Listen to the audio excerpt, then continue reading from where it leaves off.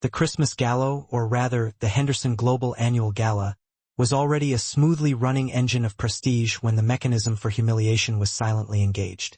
500 guests, the corporate elite of Chicago and beyond, packed the cavernous ballroom of the Henderson Global Center, a structure specifically engineered to impress and intimidate.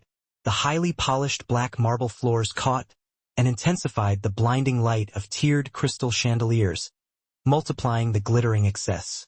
Outside, thick, cold snow blurred the skyline visible through the panoramic glass walls, isolating the warmth within. The orchestra performed a slow, deliberate cadence, a waltz of consequence, sounding less like music and more like the synchronized ticking of an expensive clock, as if the entire night had been rigorously blocked and rehearsed. This gathering transcended the definition of a simple party. It was a visible, living diagram of influence and rank. Every CEO, every executive in custom-tailored velvet or silk-lapelled tuxedos, every board member exuding that quiet, assured authority that comes with generational wealth, understood the unspoken rules, where they stood and precisely whose attention they needed to capture. Within this highly charged environment, where every casual gesture was actually a signal, Hudson Wright's pregnant wife stood near the central vortex of the room. 6 months pregnant, her presence was unavoidable, yet she made no attempt to disguise her incongruity. Her dress was plainly cut, almost purposefully unremarkable. Crucially, she held her modest, slightly worn winter coat, a heavy wool item that seemed aggressively ordinary next to the sable and chinchilla wraps nearby, folded tightly in her hands, a silent admission that she was unfamiliar with the coat check protocols, or perhaps had been denied them. In a chamber constructed as a shrine to success and ruthless power, she was intentionally, conspicuously out of place. This dissonance was not a mistake. It was a carefully calculated piece of staging. Hudson observed her entry instantly. His expression cycled through 3 distinct, rapid phases. First, sharp surprise, followed immediately by a visible flicker of intense irritation, and finally settling into cold, professional calculation. He made no move to traverse the polished floor to meet her. He did not extend an arm, offer a smile, or initiate an introduction to the influential cluster surrounding him. He let her stand isolated, a still point of awkwardness in the flow of the party. That blatant refusal to acknowledge her was the inaugural strike. The second, heavier signal arrived with Vanessa Cole. As Hudson's executive assistant, she was nominally his subordinate, yet her bearing and movement projected absolute command. Her gown, a shimmering sheath of hammered silver, seemed to draw the ambient light directly to her as she moved. Her stiletto heels clicked softly across the marble, a confident, measured rhythm, entirely unhurried, emphasizing her control over the space. She approached Hudson and paused, savoring the anticipation before speaking, clearly delighting in the imminent cruelty. Her gaze swept over Hudson's wife, a quick, practiced look, the way one registers a misplaced, unimportant item, before she let out a short, perfectly pitched laugh. It was not loud or hysterical, but sharp enough to slice through the ambient murmur. "Hudson," she said, her tone dripping with amused skepticism, "you didn't tell me we were hosting staff tonight." The words, laced with venom and privilege, struck the air and hung there, undeniable. Several heads swiveled. The low hum of conversation near them slowed abruptly. A prominent banker nearby stopped mid-sentence, his champagne glass suspended. Hudson did not offer a defense or a correction. Instead, he laughed. It was brief, forced, uncomfortable, but critically, it aligned him unmistakably with Vanessa, abandoning his wife to the judgment of the room. Vanessa took a step closer, her eyes performing a deliberate vertical assessment. Scanning from the woman's unstylish shoes to her prominent 6-month belly, and then returning slowly. She widened her smile, enjoying the realization. "Oh," she said, lowering her voice slightly but ensuring it carried. "That explains it." Hudson's wife did not flinch, retreat, or scan the room for assistance. She remained perfectly still, her hands folded tightly over the modest coat, absorbing the atmosphere of collective judgment. The room adjusted around the unfolding drama. Guests, sensing a spectacle, subtly created a pocket of space. A phone discreetly appeared in someone's hand, angled casually but deliberately toward the scene. Vanessa waited until the attention had fully settled before offering a cruel form of introduction. "You must be the wife," she said. "You're brave." When that particular word landed, brave meaning foolish, a few guests allowed themselves thin, complicit smiles. Others watched with strained neutrality, waiting to gauge the shifting power dynamic. Vanessa vaguely gestured toward the woman's appearance and condition. "To come here like this, in your condition, and dressed so modestly." Hudson shifted his weight, his silence a monumental form of non-intervention. That deliberate omission was the confirmation everyone needed. The orchestra music faded further, almost to a whisper. The charged energy in the immediate vicinity tightened palpably. Vanessa reached to a nearby cocktail table and picked up a white napkin, conspicuously stained with a blotch of red wine from an earlier accident. She held it out, examining it briefly. "Since you're here," she said lightly, almost sweetly, "maybe you could help clean up. The floor is a mess over there." No one laughed now. They waited, suspended. Hudson's wife looked first at the stained napkin, then at Vanessa's extended hand, and finally directly at Hudson. He deliberately broke eye contact, turning his head away. That specific moment of rejection confirmed her status to the 500 witnesses. She was not merely a forgotten wife, but an active liability. A server, hovering nearby, hesitated, visibly distressed, uncertain if he should step forward. Vanessa preempted him with a snap of her fingers. "Bring the cleaning supplies," she commanded, her tone suddenly transactional. "The mop and bucket." The instruction was clear. It was not a jest but a forceful command asserting dominance. Hudson remained entirely silent. 500 people watched as the young server returned, pushing a small utility cart holding a commercial mop and an institutional bucket. The orchestra stopped completely. The silence became profound, heavy, stretched taut by anticipation. Vanessa took the mop handle herself and held it out. "Go on," she said gently, her voice mockingly encouraging. "Be useful." Hudson laughed again. It was low, strangled, not loud enough to demand focus, but enough to fully endorse Vanessa's action. That single, ugly sound changed the chemical balance of the room. Hudson's wife did not reach for the mop. She did not weep. She did not raise her voice in protest. She simply stood, absorbing the surrounding scrutiny. And in that terrifying stillness, the dynamic shifted. Because what the room failed to realize, what no one understood, was that this public humiliation had not been a random occurrence. It had been measured, documented, and strategically allowed to proceed. This was not escalating chaos. This was calculated exposure. Hudson believed the night was a platform for his own corporate advancement. Vanessa believed it was her chance to display ultimate dominance. The rapt audience believed they were watching a sudden, unfortunate spectacle.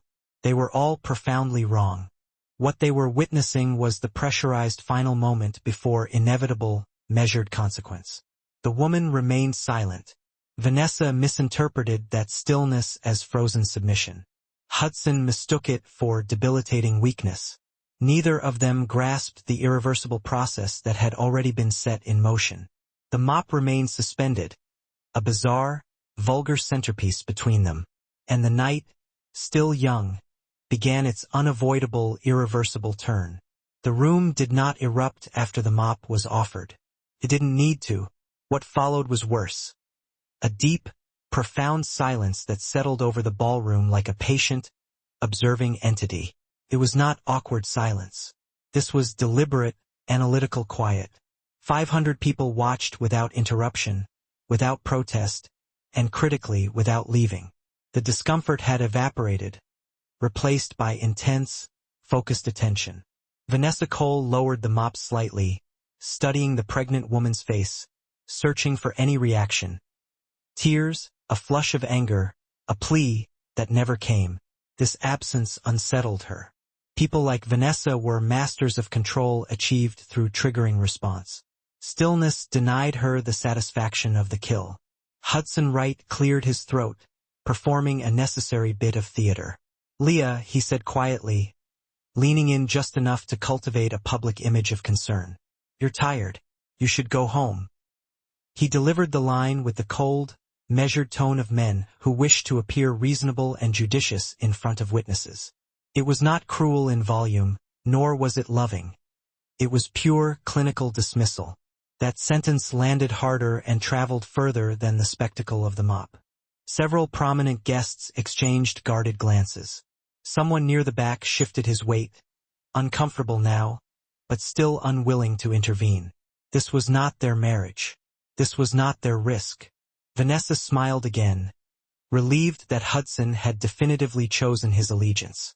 "See," she said lightly, "he understands. You're making this harder than it needs to be." She set the mop upright, allowing the handle to briefly rest against the woman's leg. Just a fraction of a second, precisely long enough to ensure the surrounding cameras captured the damning detail. That minute physical detail mattered immensely.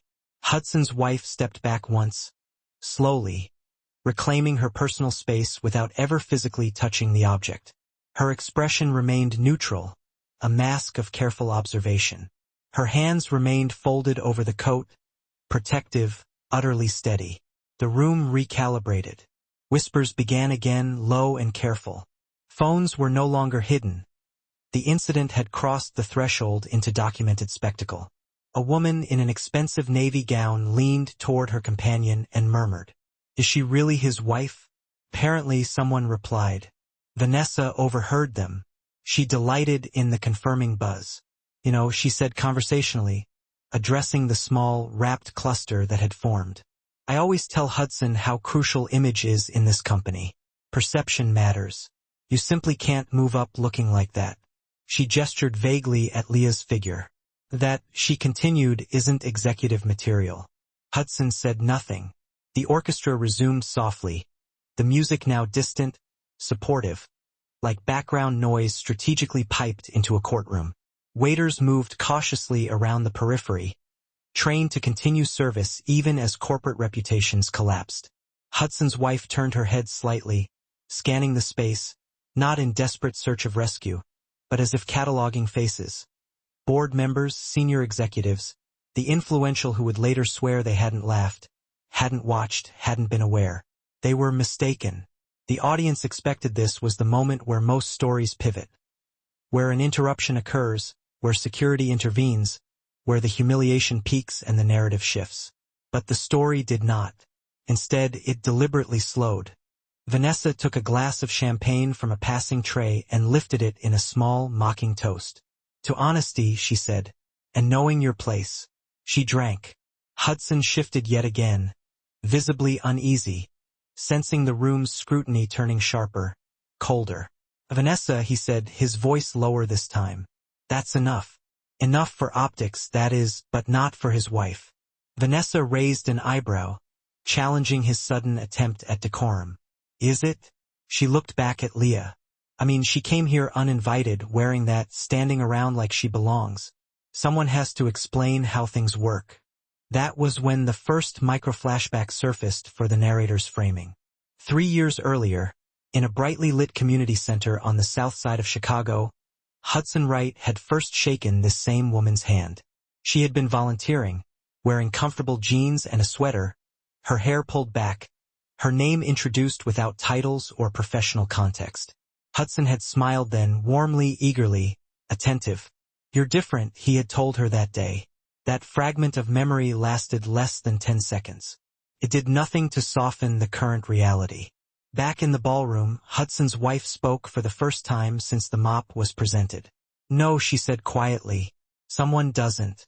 The single word cut through the ambient noise more effectively than shouting possibly could have. Vanessa laughed, a high, dismissive sound. "Oh, sweetheart," she said, "you really don't get it." Hudson finally turned toward her fully, irritation breaking through his thin restraint. "Leah," he hissed. "Stop. Stop existing. Stop embarrassing him. Stop reminding him of the choices he had ruthlessly outgrown." She looked at him, then just once. The look she gave him was calm, clinically observant, and utterly final. Hudson misinterpreted it entirely as passive acceptance. He turned back to Vanessa. "I'll take care of this." He reached for his wife's arm, not with crushing force, but with a firm grip designed to assert definitive marital control. The public display of proprietorship did not go unnoticed. Several people stiffened. One man near the back lowered his phone entirely. A woman beside him whispered, "This is getting bad." Bad was too simple a word. Vanessa stepped closer again, emboldened by Hudson's assertion of authority. "Why don't you take her home?" she suggested to Hudson. "We'll talk later." Then, to the woman, she added the final insult. "You should be grateful he puts up with this." Grateful. That word forced the room across an invisible line, one it could not uncross. Humiliation is one matter. Rewriting blame and demanding servitude is another. Hudson's wife removed her arm from his grip slowly, deliberately, ensuring there was no struggle, no dramatic pull away. She stepped back into her original position, reclaiming her stillness. She did not leave. The audience, now fully invested, noticed the defiance. Vanessa frowned, momentarily thrown by the refusal to submit. "You're really going to make this difficult, aren't you?" Hudson exhaled sharply, his patience shattered. "Leah, you're embarrassing me." The sentence echoed louder than he intended, shattering the calculated quiet. A ripple moved through the crowd. "Did he just say that?" Someone whispered near the front. "In front of everyone," another replied. Hudson realized too late that his carefully maintained facade had cracked publicly. Vanessa smiled, satisfied. "See," she said to the room triumphantly. "Even he agrees." She gestured toward the mop, which still stood between them like a silent, wooden accusation. The server who had brought it shifted uncomfortably, unsure where to look. Hudson's wife glanced at the mop, not with fear or shame, but with calm recognition. She adjusted her grip on her coat and stepped back half a pace. The distance mattered because what no one in that ballroom yet understood was that the humiliation had reached its necessary, documented depth. There would be no argument, no dramatic scene, no self-defense, only methodical documentation. Cameras continued recording. Security feeds captured every angle. The room, so proud of its internal transparency and high corporate values, was quietly indicting itself through collective complicity. Vanessa leaned in one final time, lowering her voice as if sharing genuine advice. "You should remember this moment," she said. "This is what happens when you pretend to be something you're not." Hudson's wife met her gaze calmly. She would remember it. So would everyone else. And when the consequences arrived, and they were guaranteed to arrive, it would be this silence, this complicity, this carefully observed cruelty that made the ensuing punishment irreversible. The orchestra played on. Snow continued to fall outside, and the gala, far from winding down, moved deeper into its most volatile and dangerous phase. By the time the waiters began serving dessert, the room had subtly divided itself. Not overtly or dramatically, but through meticulous adjustments of distance, posture, and silence. Those closest to Hudson Wright clustered around him, drawn by ambition and professional habit. Others, however, drifted subtly away, pretending to check non-existent messages, refilling drinks, or repositioning themselves in safer, peripheral circles. No one wanted to be caught standing too near the wrong side when the inevitable collapse occurred, because by now, everyone could feel that an ending was imminent. Hudson could feel it too. He adjusted the knot of his bow tie and then his jacket for the third time in 10 minutes, glancing around the ballroom with a growing, cold sense of dread. This was not the trajectory the night was supposed to follow. This gala was meant to confirm his ascent, his reputation polished, his connections reinforced, his future secured. Instead, he had become the miserable center of a hostile spectacle he could no longer control. Vanessa Cole noticed his discomfort and misread it as simple corporate pressure she could easily relieve. "Relax," she said softly, placing a possessive hand on his arm. "People forget things like this by morning." She genuinely believed that. She believed that public humiliation faded quickly, that status was permanent, that silence meant safety. She had always been wrong about those essential things. Across the room, Hudson's wife stood precisely where she had been abandoned, neither retreating nor attempting to advance. She did not attempt to dissolve into the crowd. She did not search for allies. She did not leave. That unmoving choice unsettled the powerful far more than any outburst would have. A woman from the Henderson board, a figure with decades of ruthless corporate leadership experience, watched quietly from a strategic distance. Her expression did not change, but her gaze sharpened to a surgical point. She had seen scenes like this many times before and understood perfectly what they revealed about character. Not just Hudson's, but the character of the entire observing room. Nearby, a senior partner leaned toward a colleague. "Is anyone going to stop this?" "Not our place," the colleague shook his head. That phrase, "not our place," passed quietly through the room like a silent contagion. "Not my problem. Not worth the risk." Vanessa, encouraged by the pervasive absence of resistance, continued her performance. "You know," she said, her voice carrying just far enough to cut through the soft music. "This company values excellence, discipline, presentation. You can't just show up and expect respect."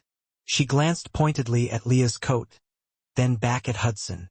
Hudson nodded faintly, as if agreeing might somehow steady his internal chaos. That nod was recorded from 3 separate angles. The cameras were everywhere, always. This building was designed for total visibility, transparency, and absolute control. Every inch of the ballroom was monitored, archived, and permanently stored. That surveillance would become the pivotal factor later. Vanessa gestured toward the bar. "I'll get you a drink," she told Hudson. "You look tense." She turned to leave, but stopped and looked back at his wife one last time. "Oh," she added casually, a cruel afterthought. "You should probably find a restroom. You look uncomfortable." The implication was clear. The public display of pregnancy was an imposition, an unsavory bodily function. The insult was deliberate. Hudson's wife did not move. Instead, she subtly adjusted her posture. She stood slightly straighter now, her shoulders squared in a manner that conveyed endurance rather than submission. She placed one hand briefly over her stomach, a momentary protective gesture, then let it fall back to her side. That small, profound movement registered with the silent observers. A man near the back lowered his champagne glass abruptly. Another woman shifted her stance, visible discomfort finally surfacing. A few guests began to murmur, not loudly, but with purpose. "This is going too far. Someone should say something. Is she really pregnant?" Vanessa heard the whispers and smiled tightly, defensively. "I'm just being honest," she countered. "Honesty makes people uncomfortable." Hudson glanced toward his wife again. Something flickered across his face. Annoyance, perhaps, or a fresh calculation of risk. But it was instantly buried beneath the paralyzing weight of expectation. He was being watched now, not just as an embarrassed husband, but as a potential leader whose judgment was being assessed. He made his choice. "Leah," he said, his voice firm this time, projecting authority. "Please, this isn't the place for whatever this is. Whatever this is." The phrase reduced her entire presence, her personhood, to a mere inconvenience. That was when the second critical shift occurred, not in the room, but in the narrative itself.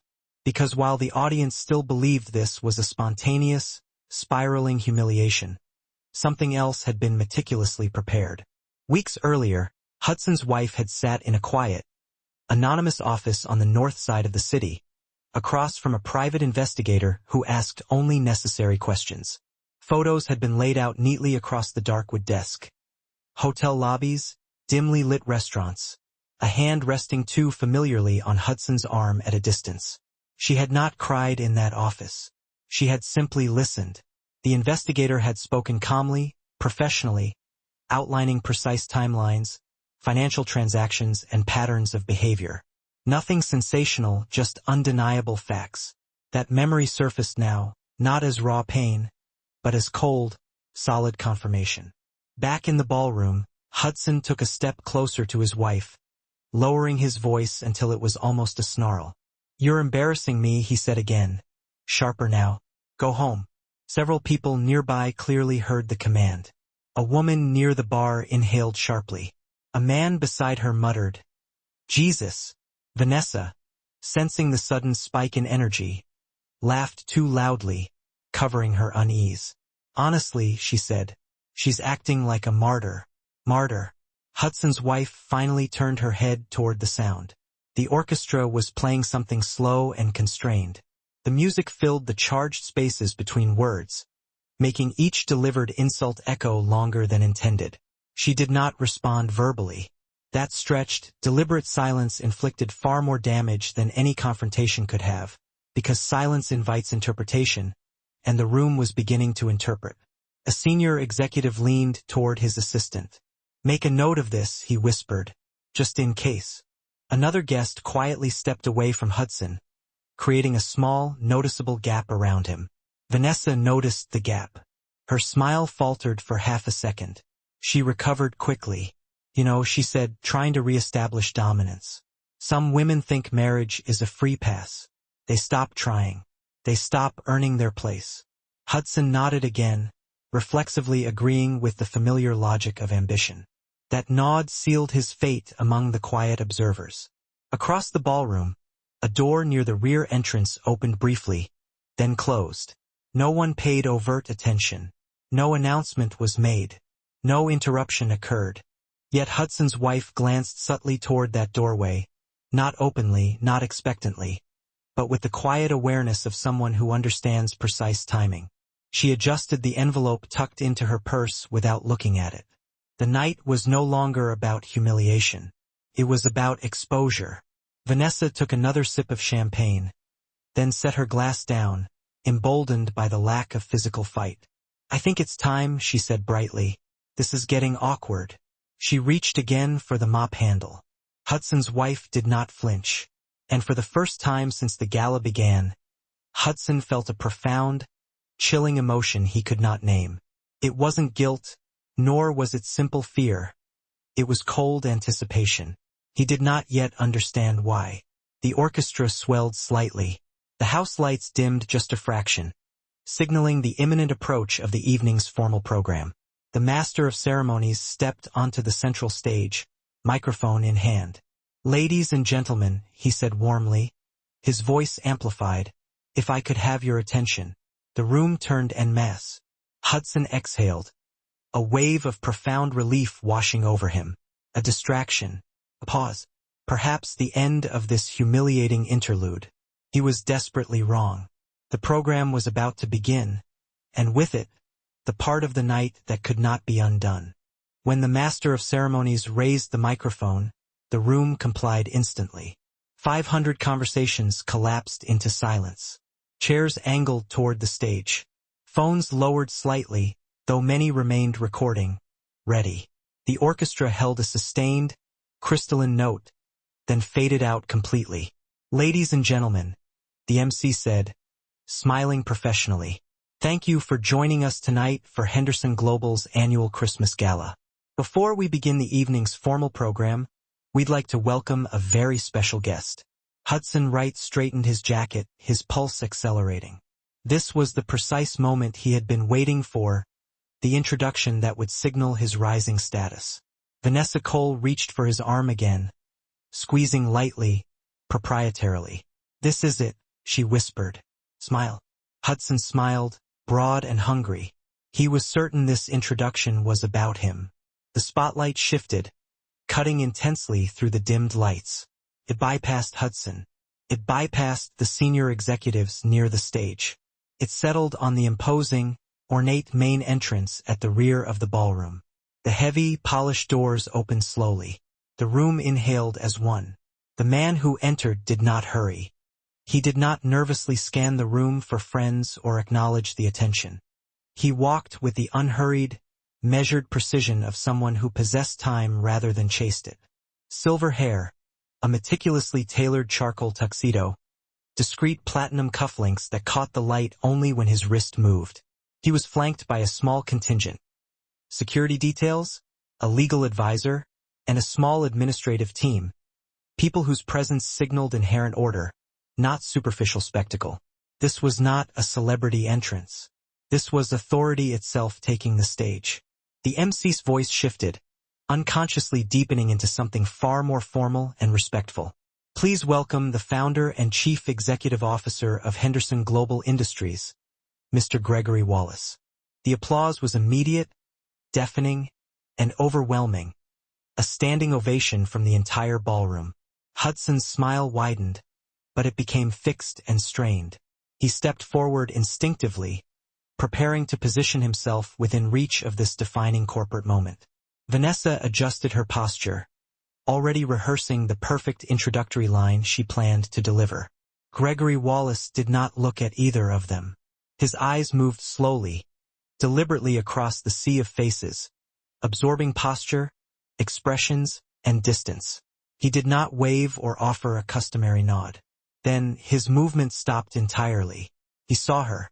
The thunderous applause softened, not because it was instructed to, but because something in the powerful man's expression demanded absolute silence.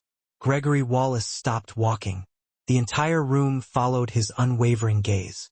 He stepped away from his retinue, from his entourage, and crossed the marble floor directly toward the pregnant woman standing alone. Hudson's breath caught, a dry, sharp sound in the sudden silence. Vanessa's manicured hand dropped from his arm, recognizing the gravitational shift too late. Gregory Wallace stopped precisely 3 feet in front of her. The room went completely silent, a vacuum sealed off from reality. His eyes moved slowly across her face, taking in the faint bruising of exhaustion beneath her eyes, the simple coat clutched in her hands, the discarded mop still leaning against the baseboard nearby, an undeniable totem of their collective failure. He registered the exact distance Hudson had placed between himself and his wife. Then Gregory Wallace spoke, his voice low, a controlled baritone that somehow filled the vast space.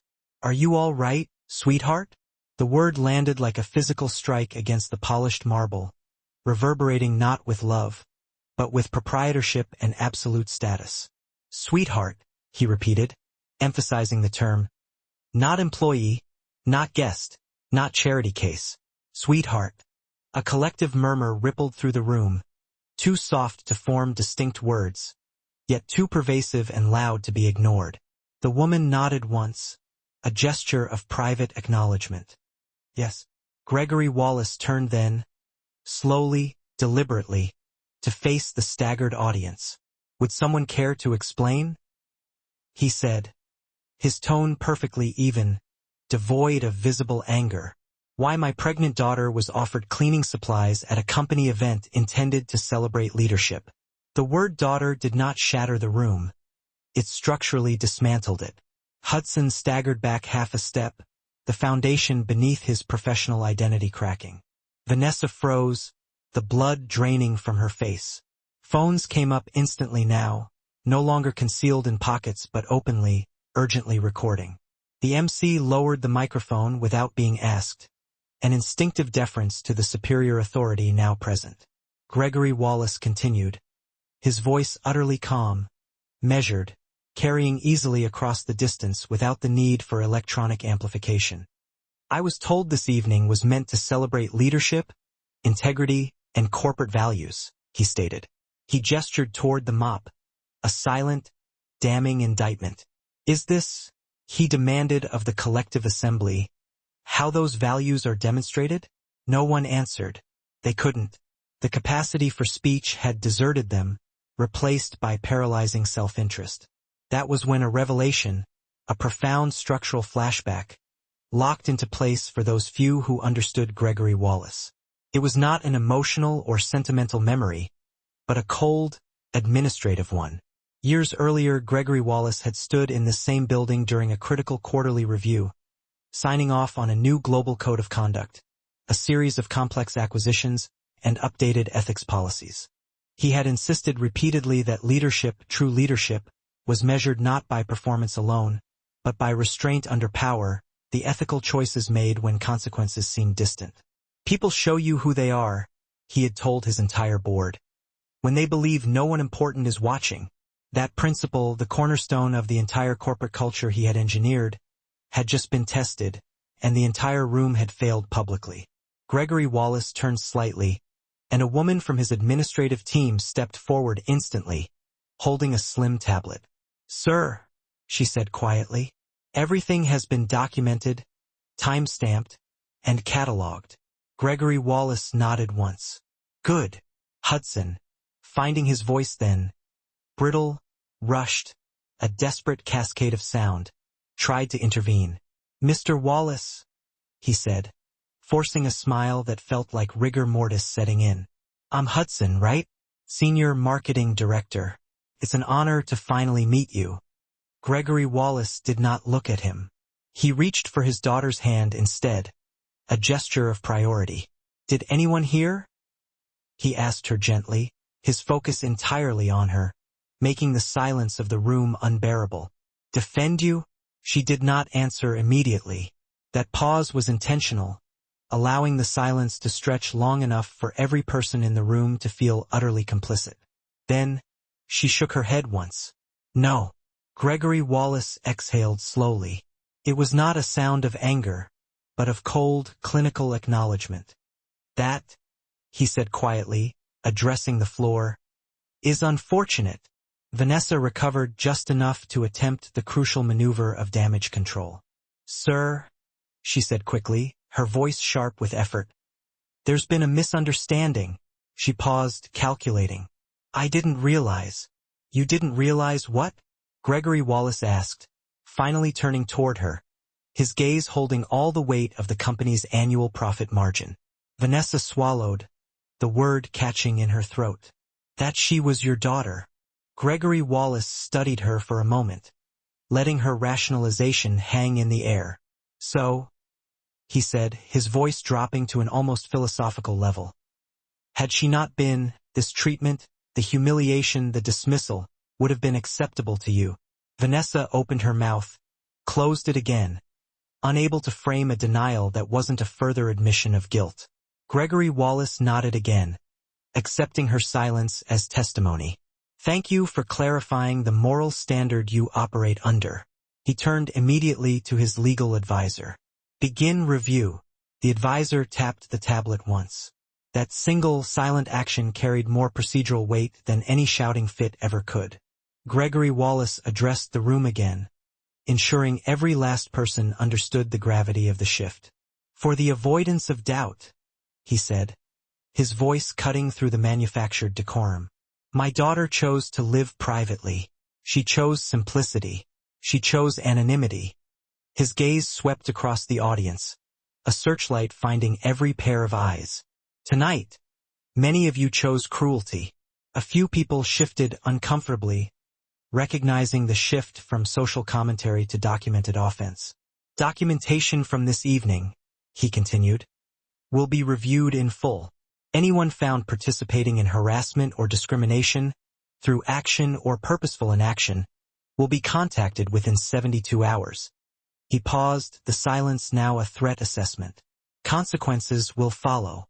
Hudson finally spoke again, panic eroding the control in his voice. "Sir, I can explain. There's context." Gregory Wallace raised a hand, a small, authoritative movement that stopped Hudson mid-sentence, trapping the explanation inside his chest. "There is no context," Gregory Wallace said calmly, "that justifies calculated humiliation." He turned to his daughter once more, softening his posture slightly. "Do you want to leave?" She shook her head. "No." The word surprised the room, an act of unexpected resistance and strength. Gregory Wallace nodded, accepting the decision without question. "Very well." He turned back to the audience, sealing the room's fate. "Then we will continue." The orchestra resumed softly, the music uncertain, restrained, but obedient. The gala moved forward, but it did so under a completely different, darker set of rules. Vanessa stood motionless, her champagne glass forgotten. Hudson stared at the floor, his professional ambition unraveling silently and visibly. The room, once a stage for manufactured hierarchy, had become something else entirely. A permanent record. The punishment had not technically begun, but it was no longer avoidable. Once absolute authority entered the space, all movement changed. Not dramatically, not chaotically, but procedurally. Security personnel adjusted their positions without announcement, redistributing themselves along the walls and near the exits. Their mandate was not to intimidate, but simply to observe and certify. The legal team moved closer to the administrative table near the stage. Tablets were visible, eyes no longer scanning faces for recognition, but scanning invisible timelines. The gala continued, and that was the most unsettling part of all. Servers resumed their routes with stiff precision. Wine was poured for guests who now hesitated to lift their glasses. Plates were cleared from tables untouched. The orchestra played a restrained arrangement that kept the room from collapsing into absolute silence, but the atmosphere remained perpetually frozen. Henderson Global did not descend into disorder. It transitioned into a state of operational audit. That transition was inherently unkind to those who misunderstood it. Hudson Wright stood exactly where he had been left, his posture stiff, his eyes darting frantically. He had expected confrontation, perhaps shouting, maybe accusations he could attempt to talk his way through. He had not expected this cold, inescapable adherence to process. Vanessa Cole remained near him, though she no longer touched his arm. The connection was too dangerous now. The confidence she had worn earlier, like a couture second dress, had slipped entirely. She held her champagne glass without drinking, her fingers tightening each time a high-ranking executive passed too close. Gregory Wallace spoke quietly with his legal advisor, his daughter securely at his side. Their conversation was low, efficient, and entirely private. No one strained to listen. No one needed to. The consequences were already unfolding externally. A senior vice president, one who controlled critical budget lines, approached Hudson cautiously. "Hudson," he said, keeping his voice carefully neutral, corporate and detached. "We'll need to talk later." Later. The word, in any other context, would have implied safety or scheduling. Now, it implied forensic review. Another executive, one Hudson had been aggressively courting for months for a critical promotion, met his gaze briefly, then looked immediately away. No nod, no smile, just distance. Hudson felt it before he could intellectually understand it. His status was collapsing. Not because he had been formally fired, but because no one was willing to stand next to him anymore. The social contagion of failure was immediate. Vanessa noticed it, too. She attempted a brittle, high-pitched laugh. "People are so dramatic," she said. Too loudly, too late, trying to reassure herself. "This will blow over." No one responded. An administrative staff member, the same woman who had provided the tablet, approached her directly. "Ms. Cole," she said, perfectly professional and calm. "We'll need you to step aside for a moment." Vanessa blinked, confused. "Excuse me? Why?" "This is standard procedure," the woman replied, her voice firm but quiet. "We are conducting an internal compliance review, effective immediately." Vanessa glanced frantically at Hudson, expecting him to intervene, to deploy his supposed power to shield her. He didn't. That absence landed harder than any blow. She followed the staff member to a small, isolated seating area near the edge of the ballroom, away from the main crowd, but deliberately and fully visible. 2 security personnel stood nearby, placed specifically for observation. They were not blocking her or touching her, merely present as silent witnesses. Hudson watched as Vanessa was repositioned. Not removed, not escorted out, but simply isolated. Isolation, he realized, was the quietest, most effective form of public punishment. He swallowed hard and turned toward Gregory Wallace again, forcing himself to move forward, to make the penitent approach. This time he was careful, respectful, visibly diminished. "Mr. Wallace," he began, keeping his hands visible, palms open in a gesture of non-aggression. "I want to apologize. There has been a profound misunderstanding, and I take full responsibility for this evening." Gregory Wallace did not raise his voice. He did not even look angry. His expression was one of quiet, intellectual assessment. He turned his head slightly, acknowledging Hudson's presence without granting him equal footing on the marble floor. "Responsibility," he said calmly, "is demonstrated through immediate, tangible action, not through subsequent self-serving explanation." Hudson nodded rapidly, desperately. Of course. My wife, Leah. She's been under a lot of stress. I didn't realize how this might appear. That single, panicked sentence ended him. Several senior people nearby visibly stiffened. Gregory Wallace turned fully now, his gaze steady, devoid of pity. You didn't realize, he repeated, letting the absurdity sink in, how publicly humiliating your pregnant wife might appear. Hudson opened his mouth to protest, closed it as the lie died in his throat. Gregory Wallace continued, his voice absolutely even, an unstoppable moral engine. You invited her to an environment where dignity is contractually assumed. You then allowed her to be treated as disposable in front of your peers. He gestured subtly toward the mop, still standing where it had been left. You laughed. Hudson's face drained entirely of color. I didn't mean. My intent was not malicious. Gregory Wallace interrupted gently, finally delivering the corporate executioner's final word. Intent does not outweigh impact, Mr. Wright. He turned away. That dismissal was final, irreversible. Hudson stood frozen, the physical shape of a man still upright, but no longer supported by position, influence, or goodwill. Conversations resumed around him, carefully avoiding the space he occupied. Vanessa, watching from her isolated seat, finally understood the cold mechanism that was operating. This was not a confrontation she could argue her way out of.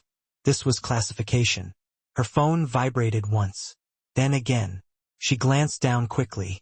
An email notification from HR. Subject line, immediate administrative review. Her breathing quickened, shallow and rapid. She stood abruptly, unable to remain still. Hudson, she called, her voice sharp now, edged with pure panic. Do something.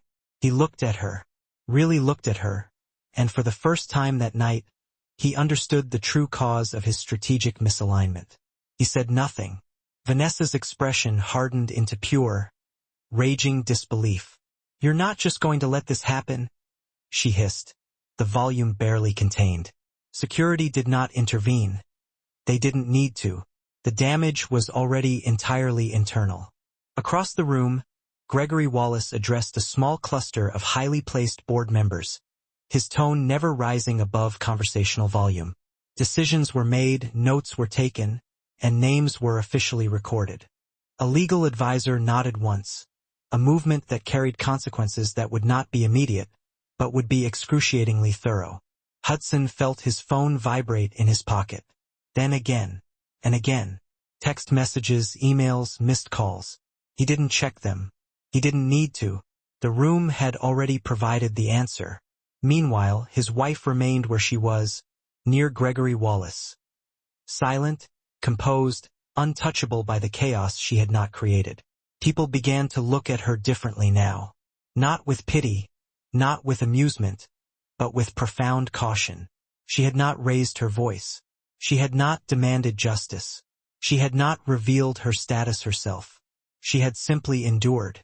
And endurance, when executed in the presence of undeniable power, had become the ultimate leverage. Gregory Wallace glanced at her now, a soft gesture of acknowledgement. We'll leave when you're ready, he said quietly. She nodded once. The gala continued to flow around them, but the emotional and professional center of the room had shifted completely. What had begun as entertainment had become evidence. What had felt like professional safety had been replaced with cold, inevitable calculation. Hudson stood alone, watching the collapse of his world in slow motion. No handcuffs, no shouting, no dramatic cinematic exit, just the unmistakable sensation of being weighed by a higher authority and found catastrophically lacking. The punishment had begun. It would not end tonight. The gala did not end early. That was a deliberate tactical choice. Gregory Wallace understood something many leaders never do. Abrupt endings create confusion. Confusion invites reinterpretation. Reinterpretation softens accountability. So the night continued, not as a celebration, but as a formal, documented record. Servers continued to pour wine, though fewer glasses were actually lifted to lips. Conversations resumed in low, careful tones, rehearsed and restrained. People laughed again eventually, but the laughter sounded measured, like something practiced for psychological safety rather than genuine joy. Hudson Wright remained in the room the entire time. No one asked him to leave. That was not kindness. It was containment. Every step he took was observed. Every interaction, who spoke to him, who conspicuously avoided him, who crossed the room to create intentional distance, was logged mentally by those who truly understood how consequences were quietly distributed in spaces like this. Vanessa Cole was escorted quietly from her isolated seat to a side corridor just off the ballroom. There were no raised voices, no spectacle, just a short conversation with a representative from Human Resources, followed by a polite but firm request to surrender her identification badge. She complied. When she asked weakly whether Hudson could come with her, the answer was simple, final, and procedural. No. That word landed harder than any accusation. Hudson did not follow her. He stood where he was, watching as security guided her gently, decisively, out of view. Not forcibly, not roughly, but with an inescapable finality. She turned back once, her face sharp with disbelief and sudden, profound betrayal. He did not meet her eyes. That moment ended whatever they thought they had built. Across the room, Gregory Wallace spoke briefly with the board chair and lead corporate counsel. Their exchange was brief, efficient, the kind of conversation that permanently reshapes global careers without once raising a voice. A note was passed. Complex clause was referenced. A detailed timeline was agreed upon. Nothing emotional. Everything final. Hudson's phone vibrated again. This time he checked it, bracing himself. The first message was from Human Resources. Mandatory meeting. 9 a.m. Tomorrow. Attendance required. The second was from Corporate Compliance. Pending review of expense reports. Please preserve all records immediately. The third was from his personal bank. Unusual activity detected. Please contact us regarding your accounts. Hudson lowered the phone slowly. No one needed to tell him what was coming. The structure was already collapsing. The gala reached its formal close just after 10 o'clock. The orchestra played one final arrangement, quiet, restrained, almost reverent. Guests began to leave in small, careful groups, maintaining appearances of normalcy, careful to appear uninvolved. They avoided Hudson as they passed. Some nodded politely. A few looked straight through him. Gregory Wallace waited until the room had thinned significantly before he moved. He turned to his daughter. "Are you ready?"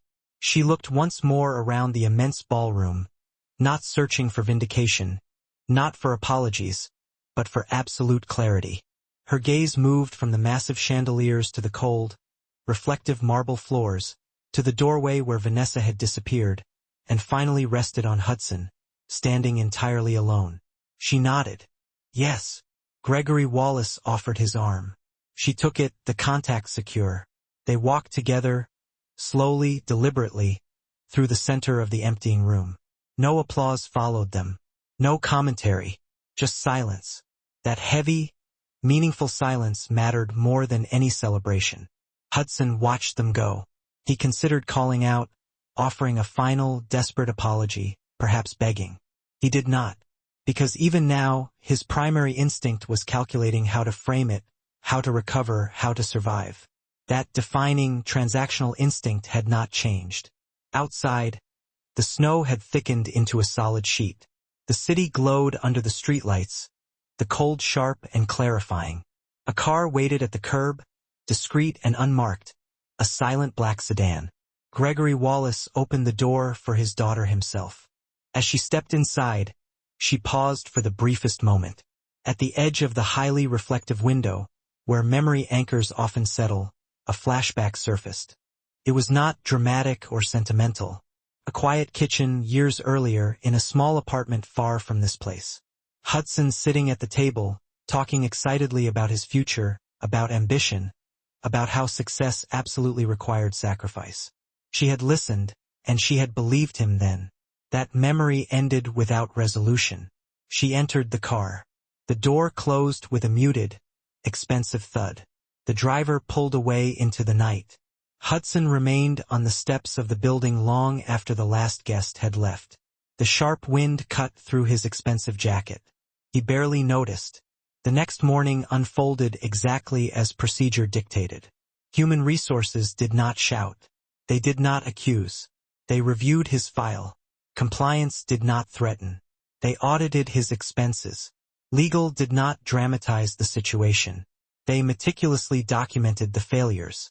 By noon, Hudson Wright was placed on administrative leave pending investigation. By the end of the week, his termination was formalized, citing multiple violations of corporate conduct, misuse of company funds, and a fundamental breach of ethics policies. 2 weeks later, the findings were quietly forwarded to external regulatory authorities. Vanessa Cole's termination was immediate and irreversible. Her contract's morality clause was enforced without negotiation, citing gross judgment and conduct detrimental to the company image. She was blacklisted quietly, efficiently, across all partner firms in the sector. No press release announced her fall. No one needed one. Hudson's professional collapse was slower, more pervasive. His credit lines tightened. His apartment lease was reviewed and flagged. His professional references evaporated. Friends stopped returning messages immediately. Opportunities dissolved into thin air. At no point did anyone raise their voice. At no point did anyone gloat or celebrate. That cold, calculated removal was the punishment. Months later, a comprehensive policy update circulated through Henderson Global. Zero tolerance for harassment, mandatory reporting requirements, automatic escalation protocols for ethical breaches. Names were not mentioned in the document. They didn't need to be. As for Hudson's wife, she did not give interviews.